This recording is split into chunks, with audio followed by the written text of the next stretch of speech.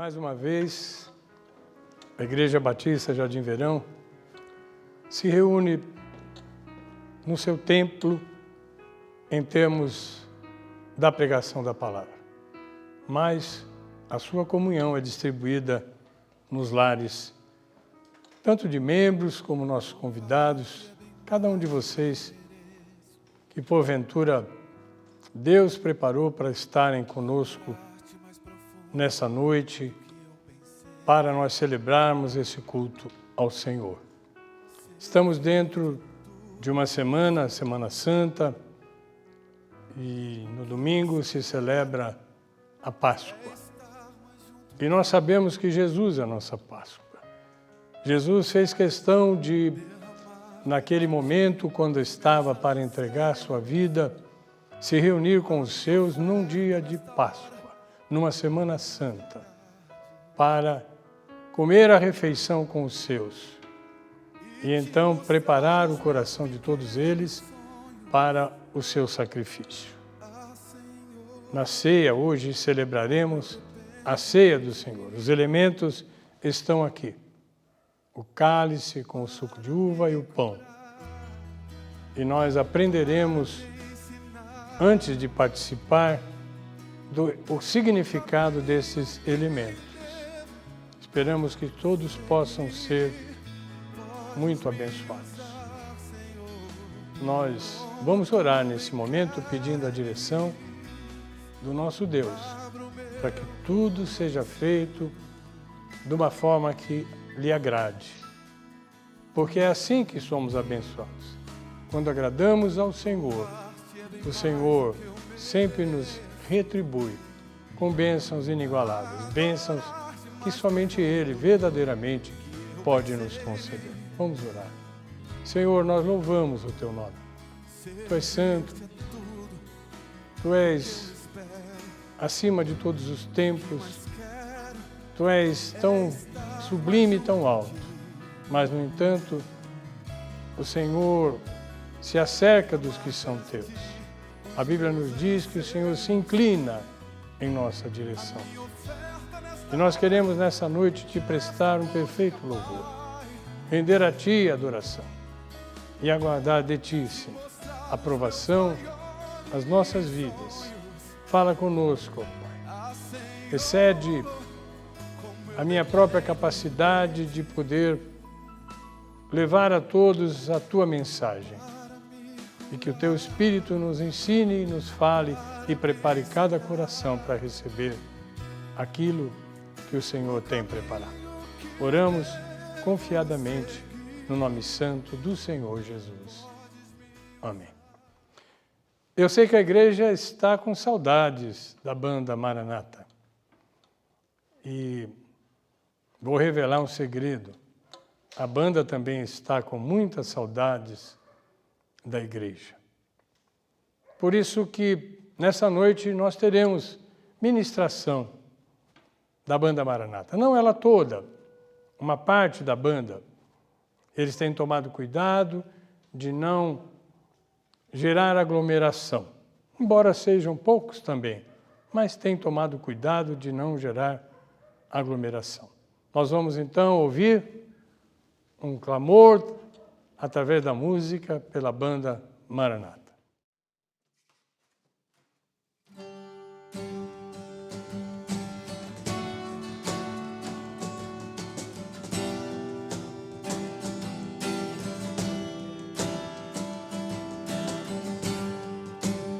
O universo chora, o sol se apagou, ali estava amor, o Salvador.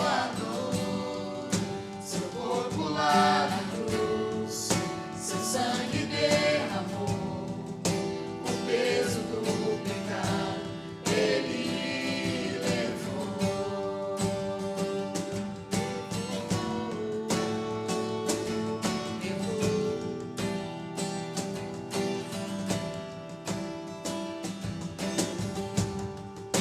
Os Pai o abandonou, cessou seu respirar, em trevas encontrou o Filho. A guerra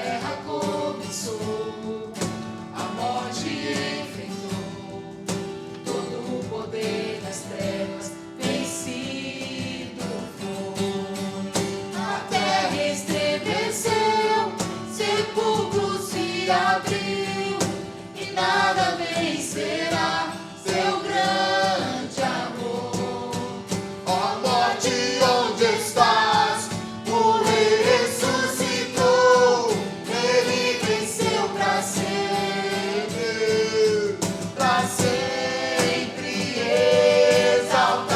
exaltado é, para sempre adorado é, para sempre ele vive, ressuscitou, ressuscitou. A terra estremeceu, sepulcro se abriu, e nada vencerá seu grande amor. Ó morte, onde estás? O Rei ressuscitou, ele venceu para sempre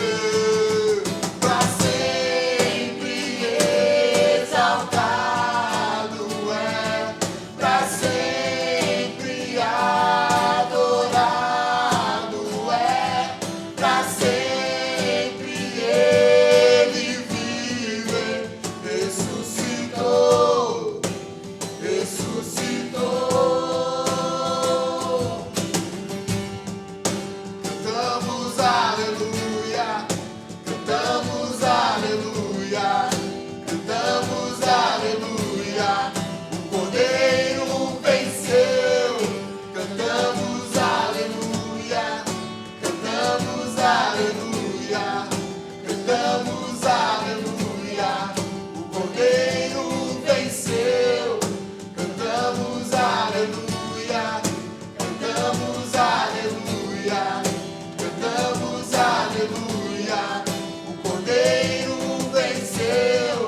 Cantamos aleluia, cantamos aleluia, cantamos aleluia, o Cordeiro para sempre exaltado é, para sempre adorado é, para sempre ele vive, ressuscitou, ressuscitou. Para sempre exaltado é, para sempre adorado é, para sempre ele vive, ressuscitou, ressuscitou.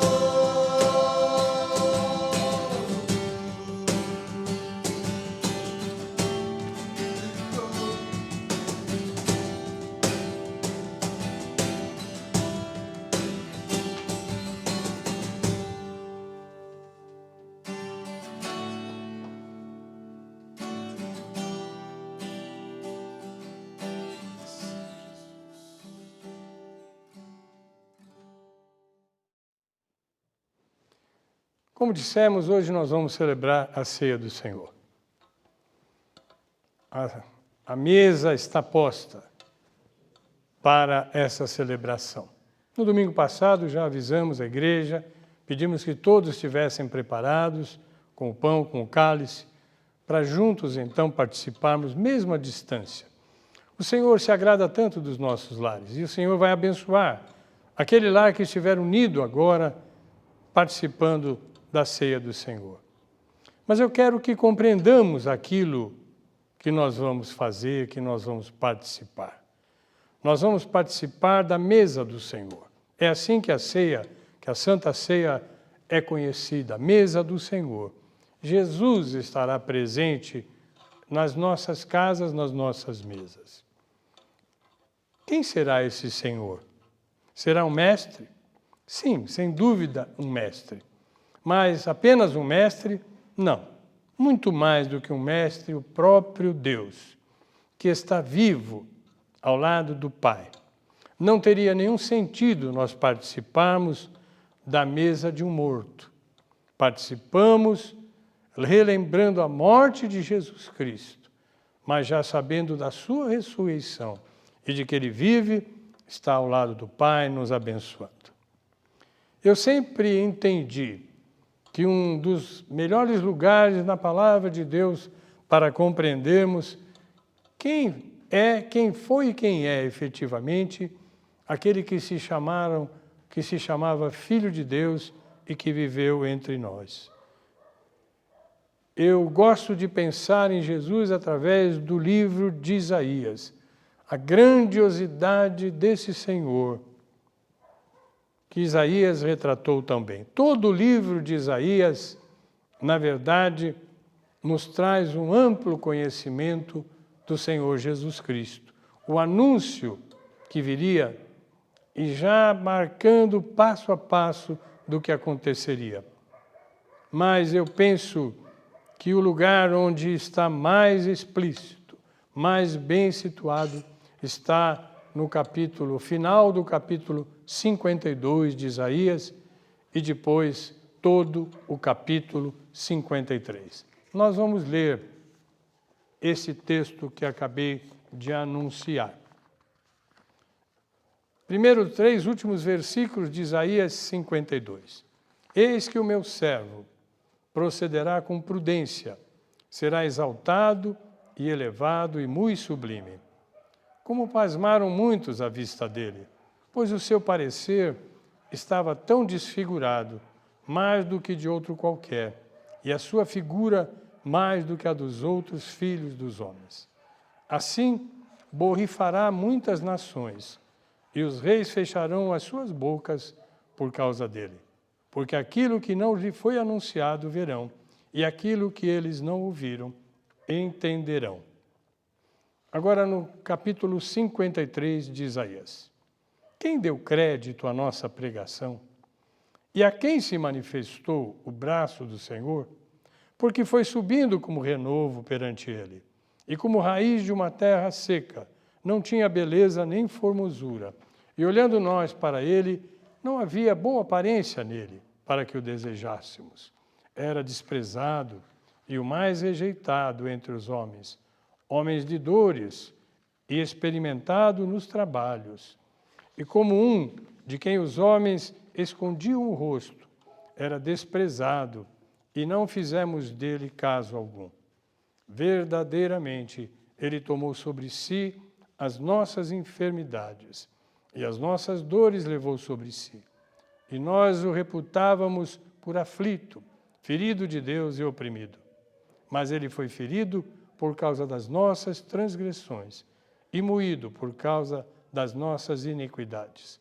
O castigo que nos traz a paz estava sobre ele, e pelas suas pisaduras fomos sarados. Todos nós andávamos desgarrados como ovelhas. Cada um se desviava pelo seu caminho, mas o Senhor fez cair sobre ele a iniquidade de todos nós. Ele foi oprimido e afligido, mas não abriu a sua boca. Como um cordeiro foi levado ao matadouro, e como ovelha muda perante os seus tosquiadores, assim ele não abriu a sua boca. Da opressão e do juízo foi tirado. E quem contará o tempo da sua vida? Porquanto foi cortado da terra dos viventes, pela transgressão do meu povo ele foi atingido. E puseram a sua sepultura com os ímpios, e com o rico na sua morte, ainda que nunca cometeu injustiça, nem houve engano na sua boca. Todavia, ao Senhor agradou moê-lo, fazendo-o enfermar. Quando a sua alma se puser por expiação do pecado, verá a sua posteridade, prolongará os seus dias, e o bom prazer do Senhor prosperará na sua mão. Ele verá o fruto do trabalho da sua alma e ficará satisfeito. Com o seu conhecimento, o meu servo, o justo, justificará muitos, porque a iniquidade deles levará sobre si. Por isso lhes darei a parte de muitos, e com os poderosos repartirá ele o despojo, porquanto derramou a sua alma na morte, e foi contado com os transgressores, mas ele levou sobre si o pecado de muitos e intercedeu pelos transgressores. Na verdade, esse trecho completa 15 versículos e é como uma poesia, com estrofes. Cada 3 versículos, uma estrofe dessa poesia maravilhosa. Eu quero então voltar agora a pensar trecho por trecho desse. E quero começar então pelos 3 versículos do final de Isaías, capítulo 52. Eis que o meu servo procederá com prudência, será exaltado e elevado e muito sublime. Como pasmaram muitos à vista dele, pois o seu parecer estava tão desfigurado, mais do que outro qualquer, e a sua figura mais do que a dos outros filhos dos homens. Assim, borrifará muitas nações, e os reis fecharão as suas bocas por causa dele, porque aquilo que não lhes foi anunciado verão, e aquilo que eles não ouviram entenderão. Veja como começa, eis que o meu servo. Quando nós dizemos eis, vai ser apresentado alguma coisa. E essa tonalidade nos indica alguma coisa importante. Quem é este que vai surgir? Que contraste na sua apresentação. Ele é um servo sofredor, suas feições estão desfiguradas pelo sofrimento, pela dor. Mas, pasmem, ele será exaltado. Reis se dobrarão perante ele, suas bocas fecharão. Este servo desfigurado, em verdade, será a providência de Deus para que seu povo possa restabelecer comunhão com ele, com o Pai. Ele, tão frágil, será o braço poderoso do Senhor para a libertação nossa. Ele cumprirá o seu propósito, assumido perante Deus. Veio por um propósito e não se desviou desse propósito. Somente ele pode fazer isso, mais ninguém. Somente ele será exaltado e muito sublime, Isaías diz. Anteriormente, já em Isaías 2, capítulo 17, Isaías iniciando a descrição, ele começa dizendo uma afirmação tremenda para os nossos dias, para que nós nos pensemos perante Deus, que não nos exaltemos perante o Deus Altíssimo, mas conheçamos que somente Deus deve ser exaltado. Isaías dizia, e a arrogância do homem será humilhada, e a sua altivez se abaterá, e só o Senhor será exaltado naquele dia. É interessante pensarmos isso, porque naquele dia Jesus seria crucificado, escarnecido. Mas a Bíblia também nos diz que naquele momento que ele entregou a sua vida, houve trevas sobre a terra. O Senhor se manifestou. Há estudos que mostram ruptura de uma rocha naquele momento que aconteceu. Ou seja, aos olhos dos homens humilhado, mas perante Deus o Pai exaltado. As nações nunca tinham ouvido falar de algo com esse jeito. Em vez de um soberano poderoso nas armas, um rei sereno, um rei sensato, pacífico, mais glorioso. Não é assim a imagem que se tem de reis, de presidentes? Temos visto no nosso tempo a arrogância de tantos que podem ser considerados dirigentes das suas nações. Mas eles são diferentes. Jesus não foi alguém desta forma.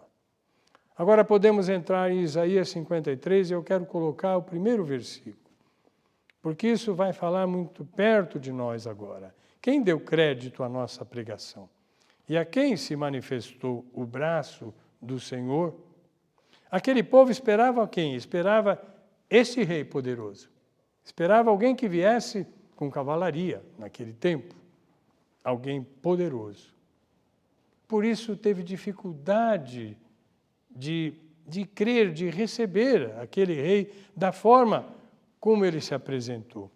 Afinal, O Senhor já afirmara, Deus já havia afirmado ao seu povo, anteriormente da sua vinda, que traria libertação através de um braço poderoso. Isaías 51:5 diz: perto está a minha justiça, vem saindo a minha salvação, e os meus braços julgarão os povos, as ilhas me aguardarão, e no meu braço esperarão. Da mesma maneira, o apóstolo Paulo faria essa mesma pergunta, quando Isaías diz: quem deu crédito à nossa pregação? Quando ele pregava já o evangelho de salvação, tendo já Jesus Cristo vindo, cumprindo a previsão de Isaías, e agora a igreja se deslocando no poder do Espírito Santo. Mas ele afirma lá em Romanos: quem creu na nossa pregação? Esse libertador não exalta o homem. Ele não está preocupado com a autoestima de ninguém. Ele quer pessoas livres do pecado e, portanto, em plena comunhão com Deus. E é no braço de Deus que confiamos. É nesse sentido que o nosso Deus nos salva com o seu braço forte. Porque quando Ele nos salva, quando Ele nos tira da ociosidade, ninguém mais pode tirar. Jesus mesmo disse que ninguém pode nos arrebatar da mão do Pai. Já que fomos entregues a Ele, somos dele.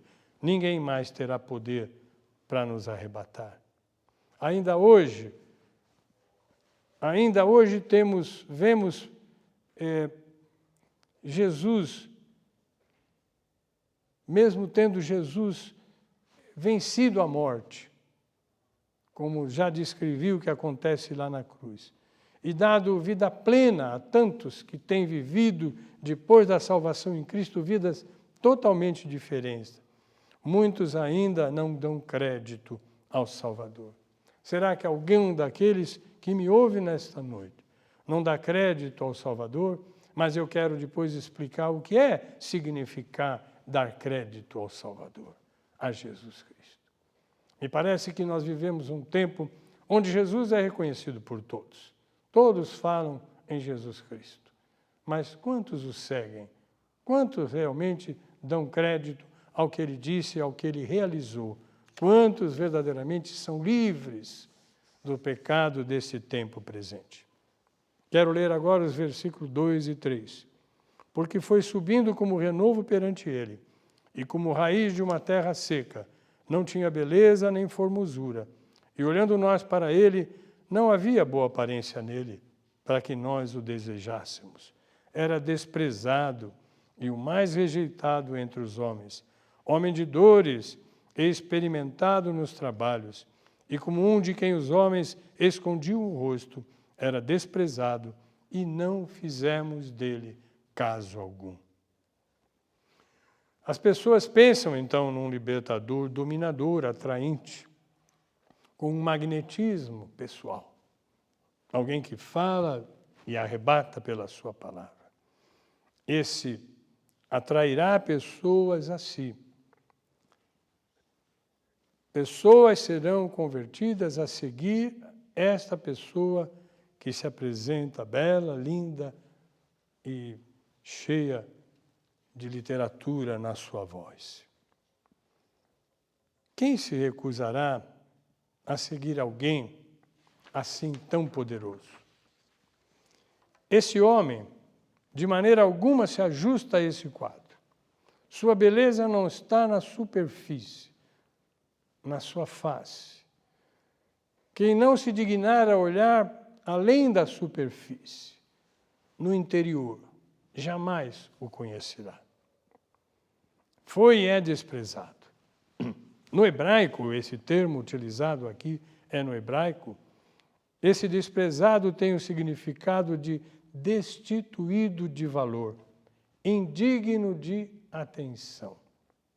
E aí eu pergunto novamente, como é Jesus para a sua vida? É alguém que você até adora pela beleza que ele realizou? Ou ele tem um valor presente? Ele tem dignidade para comandar a sua vida, para dar direção à sua vida? Ele é um homem de dores. E nós pensamos, mas que um homem de dores pode fazer por nós? Quem de nós não sente esse anseio de aliviar as dores da humanidade? Quem de nós não está clamando para que esse vírus que está atacando o mundo inteiro nos deixe? Que pessoas parem de sofrer com este vírus, com essa doença que invade os pulmões, que tira o fôlego e mata por tirar fôlego. Mas nós não sabemos como fazer isso. A ciência tem lutado para conquistar. Um dia conseguirá. Mas eu penso que há um momento em que nós estamos confrontados com algo mais poderoso que nós. Somos impotentes diante das dores, das enfermidades. O mundo aplica a Jesus o mesmo sentimento. O mundo pensa em Jesus e ele vê as suas próprias dificuldades. Nós temos esse costume de, mesmo quando invocamos o nome do Senhor, o invocamos como alguém que tem a mesma natureza e qualidade nossa, que seja tão impotente como nós somos.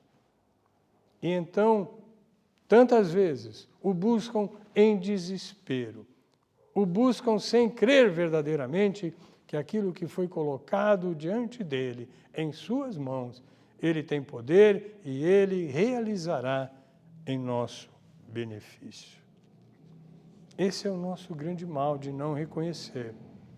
Porque nós vamos participar de um momento de grande poder, quando o pão representará o corpo de Cristo. Jesus já havia anunciado antes do início de celebração da ceia, que ele era o pão da vida, no sentido de que ele é nosso alimento espiritual. Mas ele também depois vai anunciar que foi o seu sangue, o seu sacrifício. Chega de sangue de carneiros, de bodes. Nenhum mais desse sangue poderá chegar a Deus e perdoar pecados. Mas o meu sangue será derramado. Então, na ceia, o seu sangue derramado na cruz é aquele que nos dá a libertação. Nos cobre da vergonha do nosso próprio pecado. Nos purifica para nos apresentarmos a Deus como filhos, filhos abençoados por Ele. Afinal, esse homem é feio, nada parecido com os super-heróis. Eu quero ler os próximos 3, versículos 4, 5 e 6. Verdadeiramente Ele tomou sobre si as nossas enfermidades, e as nossas dores levou sobre si. E nós o reputávamos por aflito, ferido de Deus e oprimido. Mas ele foi ferido por causa das nossas transgressões e moído por causa das nossas iniquidades. O castigo que nos traz a paz estava sobre ele, e pelas suas pisaduras fomos sarados. Todos nós andávamos desgarrados como ovelhas, cada um se desviava pelo seu caminho. Mas o Senhor fez cair sobre ele a iniquidade de todos nós. Os sofrimentos do servo não foram por sua própria culpa, como tantos imaginam. Mas foi, de fato, resultado dos nossos pecados e resultaram na nossa cura. Jesus não estava representando os nossos pecados. Ele estava assumindo. Sobre ele, no seu corpo, estavam os nossos pecados. Esse foi o maior sofrimento do Senhor. Mais do que a dor dos cravos nas mãos e nos pés lá na cruz. Ele não sofre meramente em resultado dos pecados do povo, mas no lugar do povo. Ele se colocou como pastor de ovelhas. Isaías diz, todos nós andávamos desgarrados como ovelhas sem pastor. Ovelhas sem pastor são ovelhas que caminham para a morte. E essa é uma figuração espiritual sem o pastor que é Jesus Cristo, sem aquele que é o único capaz de nos levar a Deus, estamos fadados a uma morte espiritual eterna. Um pastor de ovelhas vai adiante dessas ovelhas. Ele não vem atrás, porque se ele fizesse um sinal por trás das ovelhas, as ovelhas se dispersariam e cairiam em qualquer precipício que tivesse por sua frente. Mas ele caminha na frente. Ele é o pastor que vai adiante. Ele dá a direção. Ele tem comando das nossas vidas. Somos frágeis sem o Senhor, mas somos fortes e poderosos na presença do Senhor Jesus Cristo.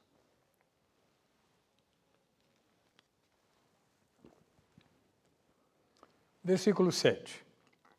Ele foi oprimido e afligido, mas não abriu sua boca. Como um cordeiro foi levado ao matadouro, e como ovelha muda perante os seus tosquiadores, assim ele não abriu a sua boca.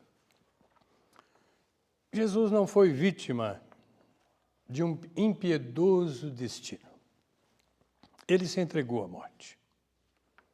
Jesus não protesta pelo que está para acontecer. Sua morte na cruz. Ele sabe que tinha nascido para este momento. Lá no Getsemane, naquele jardim que ele vai logo depois da ceia, e então ele começa a sentir as dores de estar já sendo preparado para carregar nossos pecados na cruz. Ele começa a se afligir. E realmente tem um momento de bastante dor, bastante sofrimento, onde ele diz para o Pai: Pai, se for possível, passa de mim este cálice. O que é esse cálice? Este sofrimento excelso. Mas não se faça a minha vontade, mas a tua. Isso está lá em Lucas 22, 42. Quando ele aparece a João Batista, já antes do seu ministério, Jesus deve ter iniciado o seu ministério terreno na pregação da palavra, no ensino, na revelação de Deus aos homens, lá com os seus 30 anos. E ele não começou isso sem que se submetesse ao costume da lei, sem ser batizado. E ele vai se apresentar a João Batista para ser batizado. Mas olha como João Batista, iluminado pelo Espírito Santo, anuncia aquele que vinha chegando até ele. Eis o Cordeiro de Deus que tira o pecado do mundo. Portanto, Jesus sabia que ele era o Cordeiro de Deus. Hoje ele é o leão da tribo de Judá. Deus seja louvado, porque nada nem ninguém pode mais hoje contra o Senhor. Mas ali se apresentou como um cordeiro. Quero ler agora os versículos 8 e 9. Da opressão e do juízo foi tirado. E quem contará o tempo da sua vida, porquanto foi cortado da terra dos viventes? Pela transgressão do meu povo ele foi afligido. Puseram a sua sepultura com os ímpios e com o rico na sua morte, ainda que nunca cometeu injustiça, nem houve engano na sua boca. Olha a continuidade da nossa apresentação daquele que estará conosco na mesa do Senhor na ceia. De quem se pode dizer, nunca cometeu injustiça?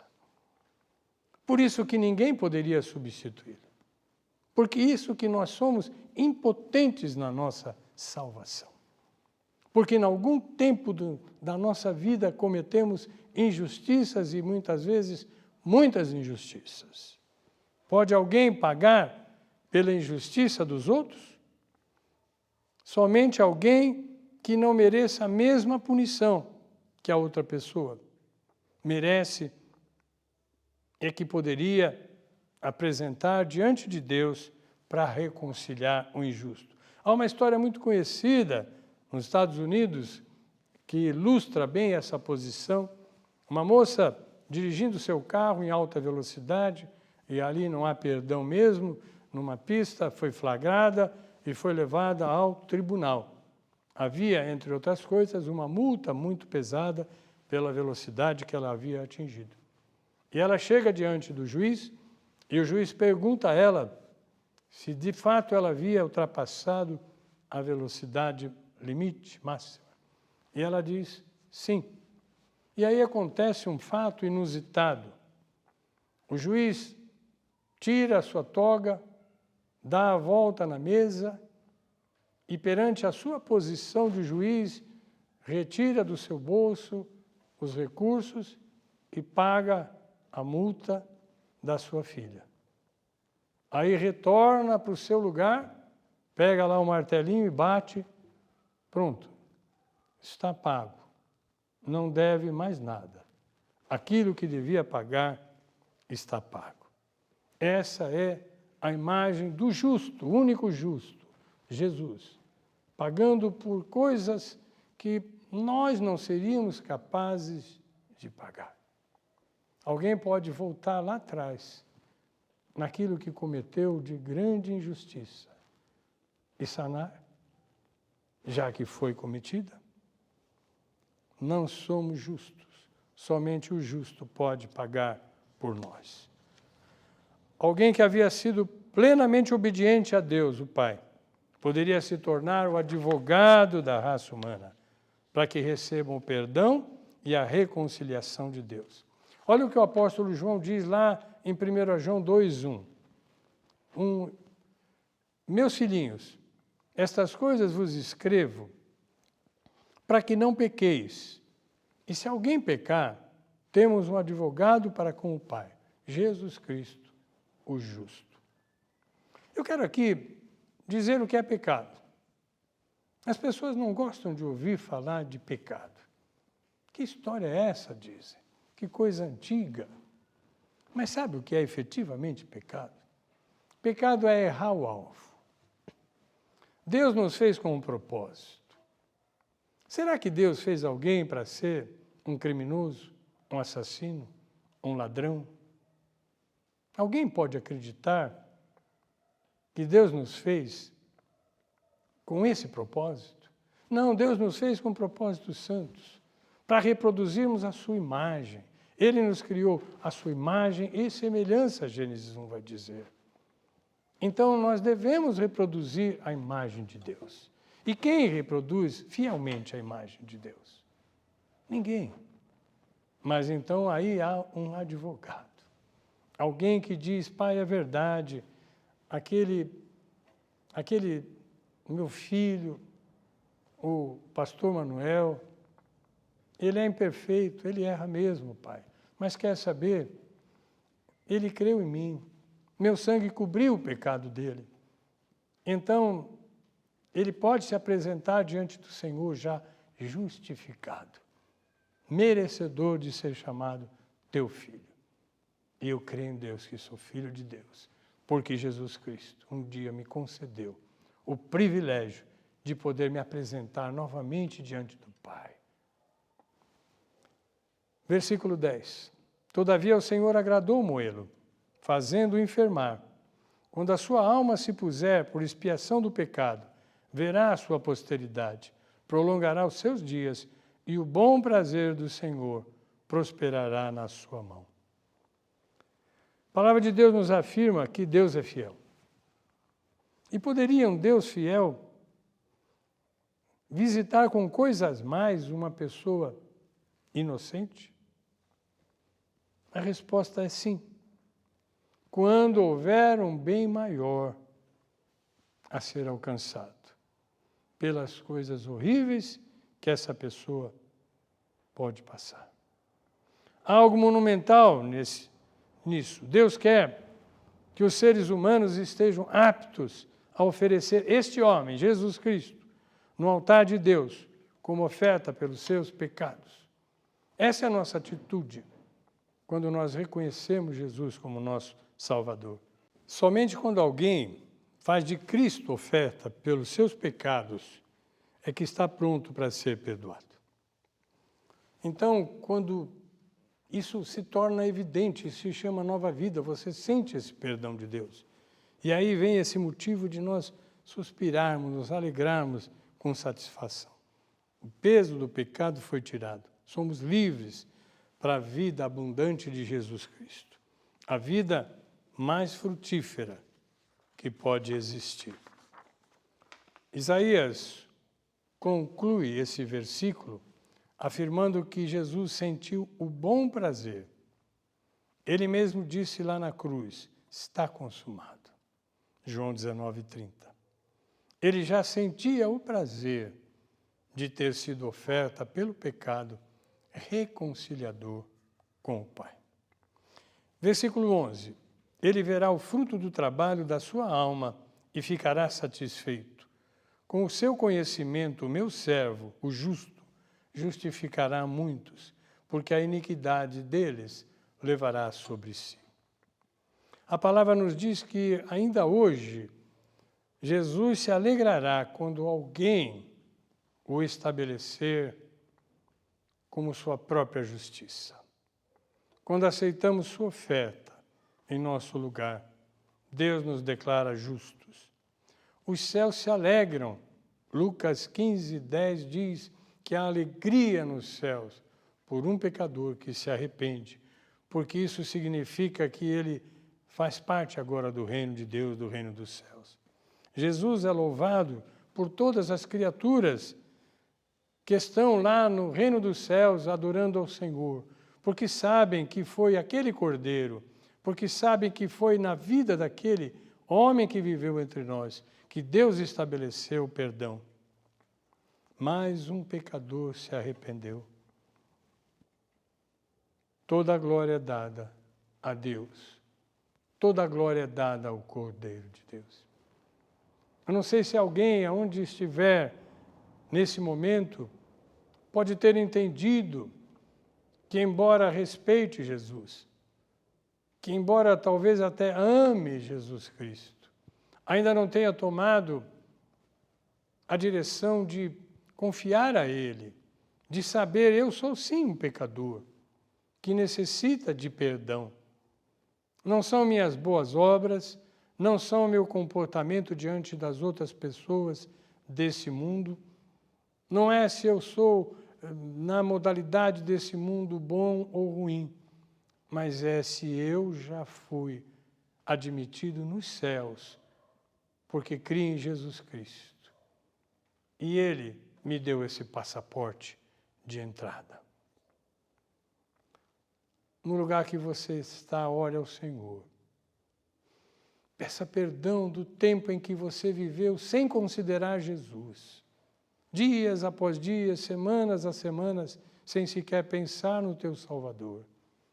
E você verá que o Espírito Santo de Deus vem até você e te batiza com o Espírito e te faz conhecedor de que agora você é filho de Deus. A razão pela qual o servo pode considerar pessoas justas diante de Deus é porque ele mesmo levou sobre si as suas iniquidades. Isso não é simbólico, irmãos. Isso é a economia de Deus, a justiça de Deus. De alguma forma, o servo tem realmente sofrido condenação proveniente de todos os pecados já cometidos pela humanidade e pelos que ainda serão cometidos. Todos que aceitarem sua oferta são justos, livres diante de Deus. O último versículo, versículo 12, nos diz: por isso lhe darei a parte de muitos, e com os poderosos repartirá ele o despojo. Porquanto derramou a sua alma na morte, e foi cortado com os transgressores, mas ele levou sobre si o pecado de muitos, e intercedeu pelos transgressores. Jesus não se importou de ser contado com os transgressores, embora ele mesmo não o fosse. Afinal, eram destes o motivo que ele veio para estar entre nós, salvando. Mateus 18:11 diz: porque o Filho do Homem veio salvar o que se tinha perdido. Vamos orar. Senhor, nós te louvamos por tão grande ato de entrega, por tão grande amor, que não poupou sua vida, antes a entregou por nós. Nós recebemos tua salvação e nesta noite nos alegramos e festejamos em ti por tudo que o Senhor já nos tem dado. Em nome de Jesus. Amém. Nós vamos ouvir mais um louvor pela banda Maranata e em seguida, então, celebraremos a ceia do Senhor.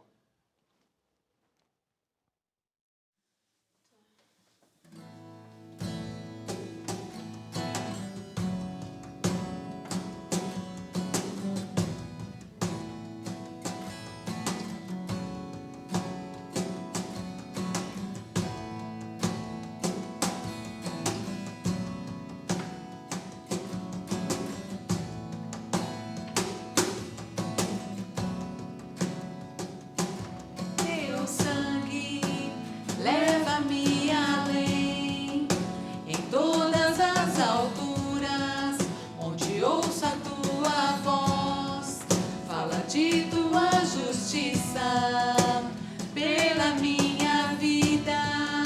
Jesus, este é o teu sangue.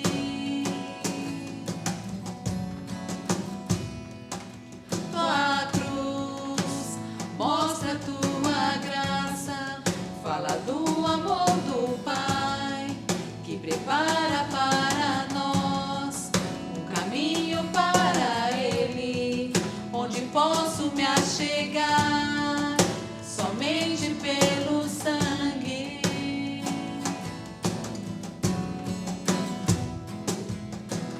Que nos lava dos pecados, que nos traz restauração.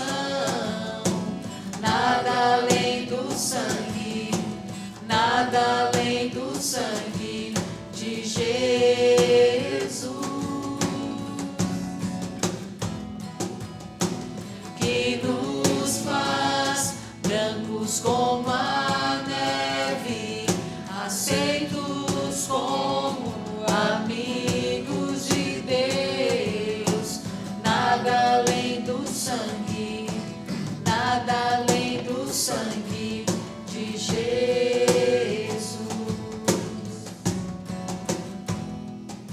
Tua cruz mostra tua graça, fala do amor do Pai, que prepara para nós um caminho para Ele, onde posso me achegar somente pelo sangue.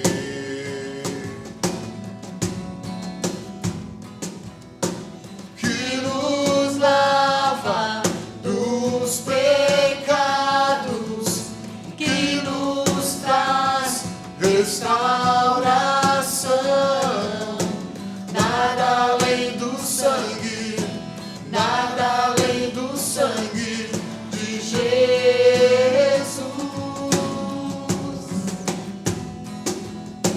Que nos faz brancos como a neve, aceitos como amigos de Deus.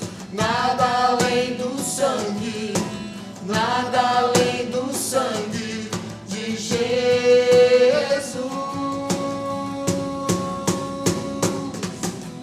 Eu sou livre,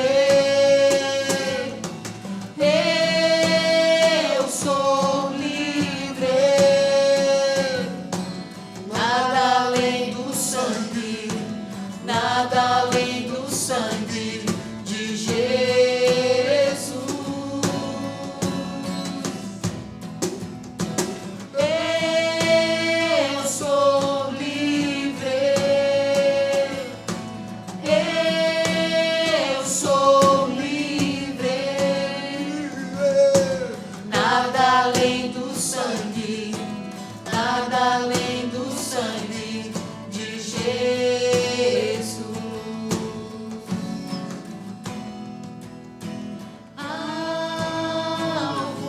mais que a neve, alvo mais que a neve. Se nesse sangue lavado, mais alvo que a neve serei. Alvo mais que a neve, alvo mais que a neve. Se nesse sangue lavado, mais alvo que a neve serei.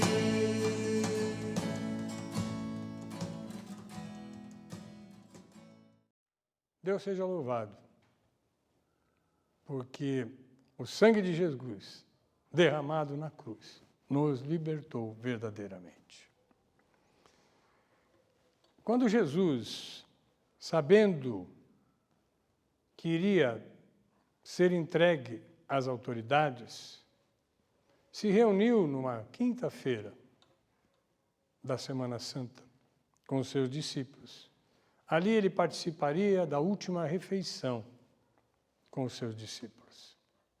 E ele transformou aquele momento de preparação de Páscoa e ele estabeleceu ali então a Santa Ceia para que ele fosse relembrado. A sua morte que iria acontecer, deveria ser relembrada até a sua volta.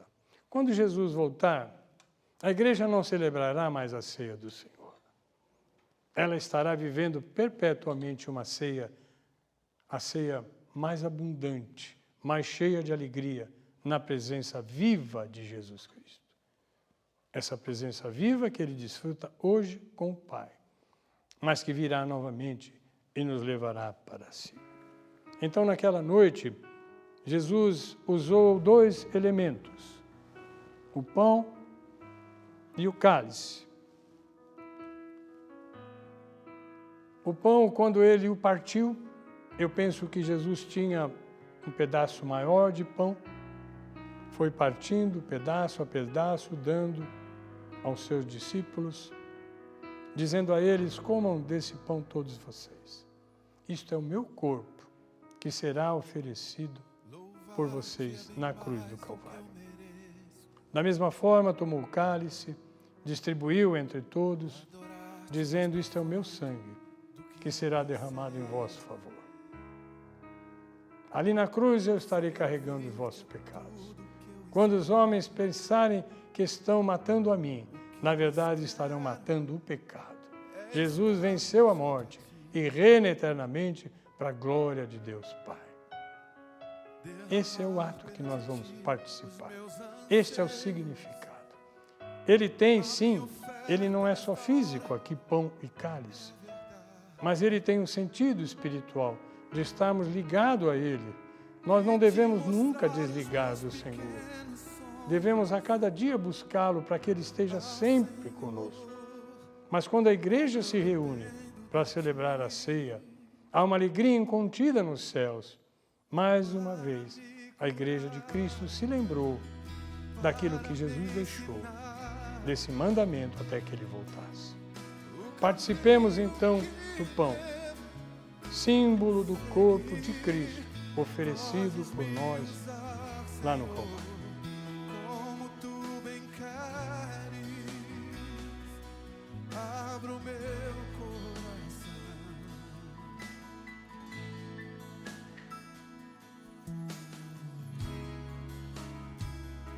Louvar-te é bem mais do que eu mereço. Adorar-te mais profundo do que eu pensei. Participemos também do cálice, Servir-te é símbolo do sangue de Cristo, o que eu espero, que estabeleceu uma aliança, o que mais quero. uma aliança eterna, Estar mais junto, uma aliança que ninguém pode impedir que faça efeitos na nossa vida. derramar pelas Quando você participar desse cálice, saiba, ele representa uma aliança. Deus é contigo. Entregue a Ele tudo agora que você precisa ser ouvido por Deus. Talvez alguém na sua família ou próximo de você que esteja com esse Covid-19. Lembre dele agora. Diga, Senhor, tem misericórdia. Há alguém que pode estar dependendo de uma cirurgia. Lembre-se dele. Entregue ao Pai. Porque Ele tem uma aliança contigo. Ele ouve a tua oração. E Ele quer ouvir. Participemos do cálice, símbolo do sangue de Jesus, derramado em nosso corpo.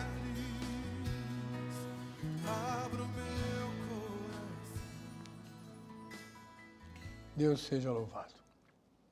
Quero ministrar a bênção apostólica, após o que encerramos o nosso culto.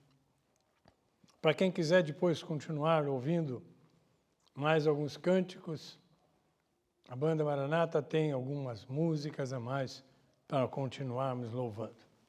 Mas receba aí onde está a bênção do Senhor. Que o amor de Deus, nosso eterno Pai, que a graça do nosso Senhor e Salvador Jesus Cristo, e que a comunhão, a consolação e a alegria do Espírito Santo estejam com todos vós e com todo o povo na face de terra. Amém.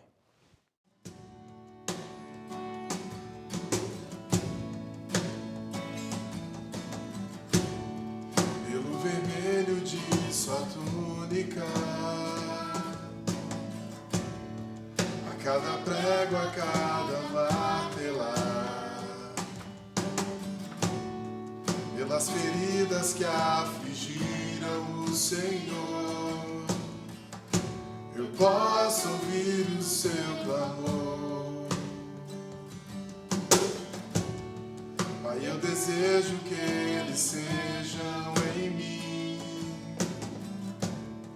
para que vejam tua glória. Minha vergonha não se encontra mais em mim, para a liberdade me libertou.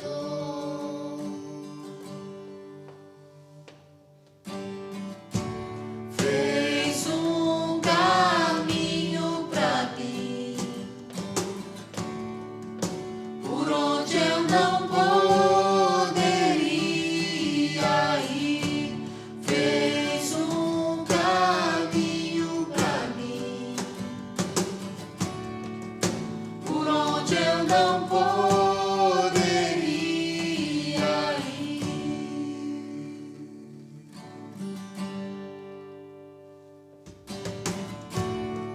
Pelo vermelho de sua túnica, a cada prego, a cada martelar, pelas feridas que afligiram o Senhor, eu posso ouvir o seu clamor. Pai, eu desejo que eles sejam em mim, para que vejam tua glória. Minha vergonha não se encontra mais em mim, para a liberdade me libertou.